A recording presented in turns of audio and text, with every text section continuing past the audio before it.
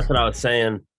Last time we were in here, the legendary BIG30 Mista came out of there. Yeah, we were just in there, what, like 2-3 months ago? Yeah, back in April. I remember we were really trying to do it as a joke, but we both posted send loops when we were together to see who would get better ones. And then David Morse ended up sending a loop through to my after my story and then made the beat nasty, and you had sent it to me. And then 2-3 weeks ago, BIG30 Mista dropped. I was like, oh man, that was the one we did together that night when we were in there. Yeah. That shit crazy how it works. It really is crazy because I'll be telling people you gotta stay alert to those little opportunities, because next thing you know, sending something when someone posts on their story or whatever, how a lot of big placements end up coming from that. So you never know. You gotta just be focused and be ready. Yeah, gotta be ready. Yeah, definitely. But yeah, we're ready to have you back in the studio next time you're in town. But for now, the producer room powered by producer culture. New episode. We got the GOAT in the building. TP808s. What's going on, man? How are you? Once again, I'm locked in with TP. We finna make a hit. I'm great. How you doing? So everything smooth. Can't complain. What do you got going on? Right now, I'm actually trying to get this little studio together for a session. The studio together for a session? Yep, little ghetto session in the middle of the hood somewhere. Wow. One thing about TP, you always been able to figure it out. I think we were kind of just talking before. I feel like kind of the breaking point or moment for you when a lot of people started getting familiar with you, with your sound and everything, was probably the Allegations record, obviously, which from the outside looking in, looked like kind of a grooming moment that sparked, a whole big movement. What was it like back in that time? How did that kind of come together? And obviously, it's a huge record now with two of the biggest, hottest artists out. Yeah. Allegations was really natural. It just happened. I had made the beat because I made the beat in Atlanta.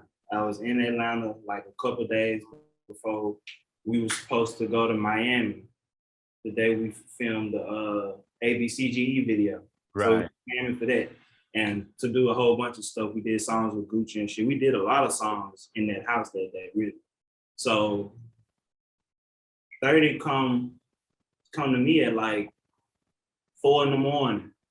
and say, hey, bro, remember that beat you made in Atlanta Live? I need that John right now. So I loaded up. He was like, yeah, man, I'm finna go on there. I don't know, it's like 30 sometimes. He like, see, he write a lot of his shit sometimes. So like he had it just on his heart. He had to go and do it that moment. I ain't even, it's 5 a.m. I've been recording all day. But he went in there, put that junk down. I got, like, it woke me up. Like I was ready to record Shiesty part. Because Shiesty woke up and did his part at like 30 do his part at 5. We finished probably about 5:36. And then I'm just up fucking with it. Shiesty come up a couple hours later, like play what 30 just did. He was like, man, I'm finna hop on this whole too. And it's how it happened. As far as Allegation goes and really locking in with them too, like how did that relationship really start off? Did you start working with Shiesty and then you ended up working with both of them? Did it start with 30, or how did it really start happening? 30 got the first first song and beat out of me was 30. There was no vouch. And then, but it was like they really bit me at the same time. It was all at Wicked Studio in Memphis. Like back when Wicked Studio was wide open, like you could come through there and you could catch me, Wicked, you might catch Chopper there, you could catch everybody in Memphis there. So Shiesty was there after a video shoot. 30 did the No Vouch jump first. Then I linked up with Shiesty probably a week after that, and we did Shiesty Summer. That was the first jump me and him did. So it was really back to back, and shoot, it just happened because the city was already just constantly telling us that we need to get together. Like people like, you need to get beats from TP, and people be telling me you need to get them young niggas because they had just did Hell Night. They was already bubbling. So it was like it just happened. Right. And another interesting thing you said when we were kind of talking about the whole allegations process and the song coming out was how you obviously not only make and place obviously the beats that they end up hopping on, but you actually record them most of the time too. Yeah. Is that did you start doing that first and then you started making beats? You always did both at once? I gotta say I always did both Always because did both. yeah, I started off doing both like for myself in like high school and middle school, but then when I graduated college and shit, I was like, fuck it, I'm finna be a full-on producer. And I just was engineering to get the production out there. That's what like I feel like a lot of engineers do that. It's like I'm really a producer, but I'm gonna go on and grind this out so I can get my beats out. Yeah, definitely. I mean, I gotta think that that's for sure a super cheat code because even if we did the Forever Rollin' episode not too long ago, and he and I were just talking about how if super locked in with the engineer is that much easier to get your stuff going when that's a really good producer engineer relationship. For you being the 2-in-1, I feel like that's gotta be one of the biggest cheat codes there, having them comfortable, you around recording them. And then, next thing you know, if it's ever a dull moment or whatever, you could play whatever and just see what happens. Exactly. That's how all my shit. That's how I got here for sure. It was that route right there. I wasn't. It just you gotta be in the right room at the right time. They asked for a beat. Hey, I got like 30 that no one's using. So hey, come on. It's like, yeah, that's the other thing too. They asked for the beat. You ready? You said allegations kind of all came together from 30 hitting you up 4 a.m, whatever. I feel like it would have been a lot of people who, some of them would have been up that point, ready to work, whatever. A lot of them would have been asleep by that point, whatever. So do you feel like if you really want to be, the biggest super producer in this area or this realm or world or whatever, you got to be ready 24/7, right? Because Slick. You slick do up until a point. It's like especially on the come up, it's really one of them situations where if the opportunity is right, you can't say no. Like it's definitely times where like if it ain't worth it and you've been working 6 days straight, take a day off. I ain't telling nobody to work themselves to death, but I ain't gonna lie, we have been recording by 8 hours before the end. So I was definitely tired, but the way that he looked at like you have to be there. Third, it was like he needed to record this song. Like he meant that shit. So I was like, come on, let's go. yeah, and that's definitely one that kind of kicked a lot of stuff off. Um, like I said, shout out Andrew Briscoe. Him and I were definitely playing that song nonstop when it first came out. And I feel like that became there's just so many quotables in it, so many captionable lyrics, lines, whatever. And when you got a song like that, that's a recipe for a hit, in my opinion. So it was just really, really cool to watch that song go from this point to that point and then really just keep it going. That and back at that time, we're looking over a year ago, obviously now. That and Twerk Some, shout out to Jordan Pro did too. Those two were just going up and going crazy. And then next thing you know, it just opened up this whole world where TP started taking over like it's no tomorrow. Yeah. I'm glad though. It's really all a blessing, Free Shiesty. Can't wait till he come back so we can keep running how we were running. Because I mean it's cool, but that's my guy. That's who we started this with. So it'll never be the same until he come back. Definitely Free Shiesty. But yeah, we're gonna get back to 30 and Shiesty too. Really, really cool to kind of hear about how you guys clicked up in those beginning days. But let's take it back even before that, before any of those songs, anything. How did it really, really first start off for TP when it came to you making your very first beats? What made you want to do it? Where were you at? How did you do it? How did that kind of all come together? I'm showing my age, but I started making beats with like the group in Memphis called Grind Hard. If you heard of Fat Wizzle, he had the EDD song. Like I was making beats for Fat Wizzle when I was 14 and 15 years old. Like I done been like, that's what I was known for in the neighborhood. It was like, man, you go to TP house, you be on the music and shit. You know what I'm saying? So you come over and like come record at my house, like back in 08, 09, you come to my house and record a song for $15 an hour. Like I was a kid. I was working myself to death for them pennies.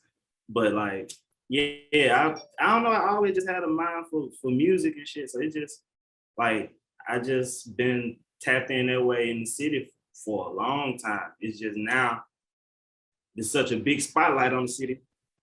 It kind of was like it was no choice but for me to eventually kind of, you know what I'm saying? Right. Some kind of traction going because shit, I just been doing it so long. They say 10,000 hours. Been doing this shit a very long time. No, definitely. Yeah. The 10,000 hour rule is definitely real. You got to put your work in for sure. And like I always say, I think I talked about this a little bit in some of the other ones too, but like energy from Flint, the whole Rio de Young OG scene, etc. He's someone who really sticks out to me too, because like you know, he's 20 now, and he was talking about how he's been making beats for, you know, well over 10 years. But a lot of times people only see that end product. They don't see that beginning part of, you know, a TP letting whoever come to his house whenever to record for $15, you know what I mean, per track or however you were doing it. That's an incredible, you know, initial step in the journey for sure.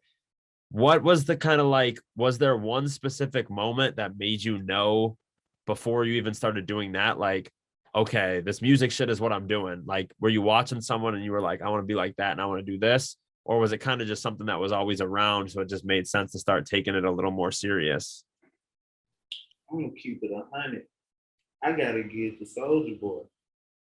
Cause a nigga was watching Soldier Boy do all that shit himself. So at first I thought I was gonna be a rapper. I was like, fuck it, I'll make the beats, record all that. So I already knew how to do that shit since Soldier Boy was doing it. So it was like that shit just like I wanted to be like Soldier Boy at first. But then as I got older, of course it changed. I really right now, I mean I want to just be on BTP. But I look up to like Zaytoven for sure, like 10,000%. Zaytoven and let me see, and Drummer Boy. Those are like the two producers who like I know they sound as soon as I hear it. As soon as I hear a Drummer Boy beat, I know it. As soon as I hear songs from Zaytoven, I know it. Shit, like you know.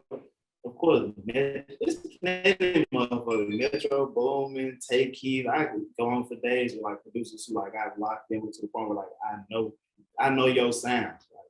Like when it come on, I ain't gotta hear the tag. I know that Metro. I know that Take Keith. I know that Zaytoven made shit. I'm just trying to get there, you know. I kind of to where they you hear that? Oh shit, STP. Yeah, definitely. I mean, a lot of people would argue you at that point, you creep into that point now. But of course, a lot of the reason somebody knows that's TP when a TP produced song comes on is because the tag comes in, starts going crazy right away. And it's definitely not your average. You bought the tag from so and so over here. He gave you a little this or that. It's definitely not that. What's kind of the story behind the tag, how it came to be? It was initially actually in a song, right? And then you cut the part of the song and made it your tag. Yeah, the song on Apple Music right now. If you go on Apple Music and type in SC Mutombo, that's the song. And like he was like that was my little cousin. That was my like my little cousin's best friend, but that's still like my little cousin too. Like he was just a good overall young nigga who was like he was a hustler, and he was like, "Man, I'm finna get on this rap shit." And he was like, "Fuck with me," but he wanted me like fuck with me, like do it for free. Like he'd actually come through and pay and all that shit, and like we just would lock in. Like I wouldn't charge him for beats, but just for me to take the time to record and shit. So like he recorded the song, and then he actually ended up getting killed a couple months afterwards. And the first time I used that tag was on Allegations, I think. I think Allegations might have been the first time I used that tag, or it might have been 762 God. But I literally like it just felt right because it was literally like people was telling me to do it before I even thought to do it. Like they'd hear it in the song and be like, "Man, that shit should be your tag." And I was like, I do got the file, shit. Let me take it out and like make him a part of this forever. So now Tato living with us forever because he on all this. He on shit that's like going gold and like I'm gonna take Tato Platinum for sure. Definitely. He's definitely going platinum. No, that's amazing for sure. Just for him to be a part of all of this, you know, the bigger it gets and it keeps going up. So he'll always be a part of that. Something, you know, super, super cool. You can't trade that type of thing for anything. So that's amazing for sure. And he really meant that. He manifested that. I ain't had no hits before that. He had nothing before that. So he manifested that. You really, yeah, you said you got nothing going on before. He said, once again, I'm locked in with TP. We finna make a hit. After that, hit after hit after hit. It's been stamped ever since then. You can't tell me shit about it. Yeah. Yeah. Insane. But obviously, you know, a lot of groundwork put in with 30, a lot of groundwork put in with Shiesty. Super awesome to watch how it's, you know, accelerated to the point that it's in now. But you've obviously worked with a whole bunch of other guys, you know, in and outside of that camp as well, whether it's, you know, Fujiano with, you know, one of his biggest songs, First Day in LA, or, you know, Big Scar with some of his stuff, Ballin' in LA, which had Shiesty on it, as well as Gucci. You spoke to working with Gucci as well kind of earlier. What's it like working with Gucci in that camp in its entirety? Honestly, they just be embracing a nigga when it's like they embrace my sound and shit. So it's like it was all love from the jump. Like I remember when I first started getting Fujiano beats, Fujiano just act like he been knew me. Like he just had, you know what I'm saying? Like everybody in 1017, I feel like it's a culture that you can't, you know what I'm saying? It ain't just a bunch of motherfuckers who just rap. You know what I'm saying? Like it's deeper than that. I can't even really put it in words. It's just deeper than that. Like, I don't know. Even like with his new signees, like Big Water Dog, me and him had a song last year before he got signed. So it's crazy. Now he 1017. It's like, shit, finna do some more shit. You know what I'm saying? Like, it's all just, I don't know. I just feel like the whole label just has embraced the nigga to an extent. No, definitely. Yeah. Big Walk Dog, obviously going crazy. A whole lot of ice, super trending on YouTube for weeks and almost a full month. I think it was trending for. Shout out the guys on there too. You know, Pablo MCR, he's definitely doing his thing. He's going crazy. All the other guys as well. Scotty Brooks. But yeah, it's a whole lot of, you're somebody who it's good to ask a lot of the in-person, in-session producer etiquette questions too, because you're not just somebody who ended up on the other side of a lot of big cuts. You're somebody who is in there recording them, you know, songs that you didn't do the beat to, recording ones that you did do the beat to. What are some of the kind of like, I'm sure you've seen some sessions go better than others and some sessions take a turn and start going south. What are some of like the biggest things? Because one thing in the producer world is every day someone's getting signed to somewhere new, every day this or that, every day more things are happening over the internet. And when more things are happening over the internet, it's amazing. And it's a tool that's kind of flattened the playing field and given everybody a sort of an equal chance. Obviously, it's still harder if you're in different areas than others that have more going on. But with that being said, there's a lot more like firsts for people. Their first time in the studio with so-and-so, their first this, their first that. What are some of the things that you would say you should do to make sure you get the best result? And some of the things that you shouldn't do where it's like, yo, bro over here is doing too much. You might have to go. Damn. I feel like your best bet is at least for your first session for sure. Treat it like a job. Like, you know, don't do too much out of the way, but you know, don't fall into the background either. You know what I'm saying? Especially if you're not the engineer and you just walking in and the rapper ain't even looked at you yet.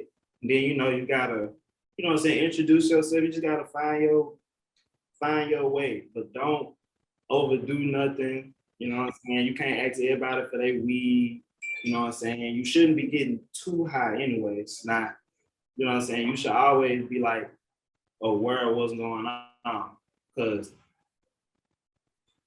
you just always want to know what's going on. You need to know if you need to be. You know what I'm saying? You might walk in and it might not be the time right then because something already going on. So you got to know when to, you know what I'm saying? You got to know how sometime to go talk to the engineer first. You know what I'm saying? Or, you know, if you got introduced to somebody in the room, find who can introduce you to the rapper. You know what I'm saying? Like, you just got to get your way and like, you know, just be cool. Don't be too big of a fan. You can tell a nigga you love that shit. There's nothing wrong with it. Just don't be too big of a fan. Like, don't spend too long talking about all they shit and how you love they shit. Nah, get to doing your shit. Show your shit. Don't come as a fan, come as a producer. That's why I say kind of treat it like a job. Like, I don't know. Like, I'm already the type of person, I don't do a whole lot of talking unless I've talked to you before. Right. I'm not the type to just walk in, hey, what's up, man? Yeah, you know what I'm saying? Just start going at it. Nah, I'm the type of person, I'm gonna read the room. So you definitely gotta learn to read the room and just handle yourself like a man or a woman, you know, whatever you consider yourself. Handle yourself correctly. Put out respect, you'll get respect. Treat it like a job. Definitely treat it like a job. My biggest takeaway from that for sure. A lot of times I think people think they get in the studio and it's all Instagram time, which is great. And I get growing your social presence and everything, but treat it like a job, especially those first few times. You know, after that, you might be able to be a little more loose and kind of, you know, hanging out with your friends type of feel. But especially in the beginning, definitely treat it like a job. You ever seen someone come into the picture and just do way too much and watch them get kicked right out right away? Yes, I've seen people doing too much with their phones and get kicked out. Seen people do too much talking and get kicked out. It's really just, and that matter of fact, now, since it ain't even a point of getting kicked out, because really, that's not the type of session that I be in. They're gonna clown you. They're gonna talk crazy to you because they're gonna be like, why you doing all this? So you said you won't kick them out, they'll just clown you. But yeah, a lot of really good advice right there to producers when it comes to being in the rooms, especially for the first time or whatever. What about kind of on the internet? You know, a lot of people want a placement with those guys in that camp. What's some of the advice you have to people making samples, sending it to you all day, every day, making loops, trying to catch one with TP? Like, what's some advice you have to them and some kind of like stuff that will make you open it and start rocking with it, and some stuff that'll make you, you know, press the trash can button when it first hits your inbox? I mean, I like when you get straight to, like, if you DM me and ask me if you can send me loops, then just, you know, be like, you really could put it all in one message. Hey, I'm this person, can I send you loops? And I'm gonna send you the email. Yep. Like, you ain't gotta don't just send hey, because I'm not gonna respond. I don't know you. You can't just be like, hey, and then I gotta check your page to see you make beats. Now I gotta ask you what you do. That's too much. You get what I'm saying? So it's just like, make it easy. Let me know what's going on from the beginning of the DM. Yo, I'm such and such. I did this. Let me, you know, Don't be weird. let me see you some shit. Don't be weird. Don't be fucking weird. Shout out, bro, back there. Yeah. Hey, man, the Create fam. Another legend in the building. Ramon, what's going on? So with the car, What do you got going on? What's new in your world? man, just working with the Memphis talent. You know what I'm saying? Everybody trying to work. You know what I'm saying? Whether they want me to pull up on them, or they want to pull up on me in my spot. You know what I'm saying? I'm just trying to lock in, like, get this music going. Like, you know what I'm saying? Something be over. It's gonna be for a quarter, bro. We got to turn up. You know what I'm saying? So, Yeah, summer's gonna be over. If it's one thing about you two, I know you're ending the summer hot, and then going right into fourth quarter even hotter. What's some of the stuff you got on the way that you're excited about? Who you working with right now? The way everything works, it just happens. Like, I got some shit, probably gonna get some shit with, like, a lot of Memphis artists for sure. Scar, Baby K, Kato, shit like that, of course. And like the shit that be outside just be so random. that I don't know, I just be ready. So when it happened, I be ready. Like, I ain't got nothing I can speak on right now because it's all just like, I found out like a week before the song come out anyway. So it's like, No, that's another. unless I mean, that's another good point to it too. You with them in real life making the song and don't find out about it dropping until a week before it drops. And I know that's something where a lot of up and coming producers get really, really frustrated not knowing when something they have is going to drop, and they love hitting and asking 1,000 questions. Yeah, some shit might not drop. You just gotta be cool. Like, if y'all believe in it, if it's gonna drop, it's gonna drop. If it's not gonna drop, you gotta keep working. It ain't like they hate you. Do another song. Sometimes it just be cool and then it get lost in the pile and you're recording hundreds of songs. So shit get lost. Shit get forgotten about. I didn't have to remind rappers about songs every once in a while, but shit. Even then, it ain't like why you ain't dropping. It's like, I don't even know how to put it. On to the next one. Cool, yeah. On to the next one. Right. Keep it for your mixtape. Keep it for your own mixtape. Yeah, especially if you think the whole really that hard and ain't dropping it. Keep it for your mixtape. Support it yourself. Shoot the video. Rap ain't gonna get mad at you. I'm pretty sure if he ain't got no designs on dropping it, he don't mind you giving him a couple dollars to keep it and shoot a video. That's some good advice right there. Don't be mad that nothing's happening with it. Start it back up yourself. Get the ball rolling. Especially if both of y'all fuck with it and it's just like it ain't fit nowhere. Okay, then let's just drop it. You know what I'm saying? Let's do something. Do something. If it's possible, some people got labels and shit where it's not just possible. Yeah, well, you have to clear it with the label. Obviously, get the feature clearance and stuff, which can be a bit of a headache sometimes if they're signed to a major. But if you and the artist are locked in close enough and to the point where he really wants to do something with it, the artist can make the label move. So they can definitely make it happen. Speaking of, going to the major route, obviously, Shiesty, from the point you guys first started working to now, a lot of things are different as far as independence versus label route, etc. What was kind of Shiesty season like? I feel like that was a really, really, really big moment for Shiesty, a really, really big moment for you. A really big moment for you. And having a lot of the biggest songs on there, whether it be, See Red, No Chorus, See Me Coming, whatever it might be. What was kind of the whole Shiesty season process like when it finally got out, seeing how it was received and everything? How was that? Shit, the process, it was cool. It was like first time in a lot of places for me and probably for Shiesty too, ain't no telling. Just like first time just getting flown somewhere just to, sit in the studio. For me anyways, I was like, it was cool. I was sleeping in the studio, making beats, and then like See Red, we recorded it in LA. It was called California Dreaming, and it had a different sound. But it was like, I don't know, man. Our process hasn't changed. It's just we are in different places doing it. That's really it. Like usually I'm recording him and I'm going through beats, or he'll have something that's like he'll have an idea and then I'll put the beat on. Like that's been the same. Like nothing really changed through that whole since before. Because at the end of the day, it was always just shit, me behind the computer, him in the booth and shit. Yeah.